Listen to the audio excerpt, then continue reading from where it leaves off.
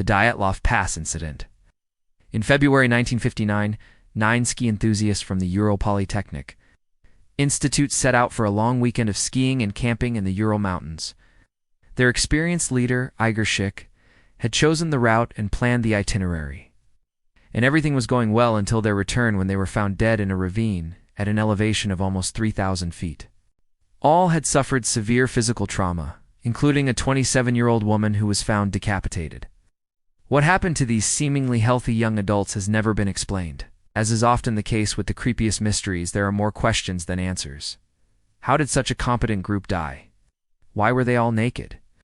And what was that strange mark on the snow near their tent? The official Soviet investigation blamed an avalanche, but failed to explain certain details. When the group's horrified friends and relatives demanded a second autopsy, the authorities simply closed the case. It wasn't until decades later that Russian authorities allowed another investigation into the incident. But before we continue, make sure to hit that subscribe button for more terrifying tales. 9 experienced skiers, including 4 women and 5 men, all set off for a 2-day skiing trip in the mountains. They packed their gear, food, and most importantly, warm clothing, and then set off on their journey. When they reached their planned campsite on the evening of February, they pitched their tent and made a fire. According to reports, the group drank a lot that night and made a big party. There was even some unconfirmed rumor of a fight breaking out between 2 of the guys. But that's just speculation.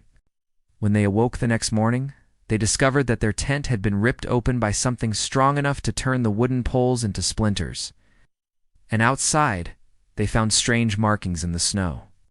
Some claimed it looked like human footprints. Others said it resembled the tracks of a large animal. Terrified, the group decided to run away from whatever it was that had attacked them in the night. But their escape was cut short when they collapsed.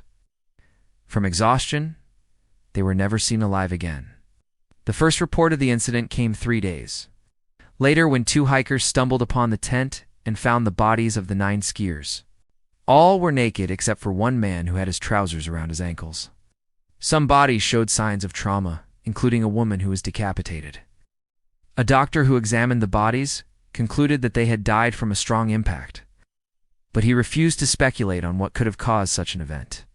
The official investigation concluded that an avalanche had killed the group, but this failed to explain how the tent had been destroyed or why the bodies had been found without their clothes. What do you think happened to the Dyatlov Pass group? Let us know in the comments below, and be sure to come back for more terrifying tales.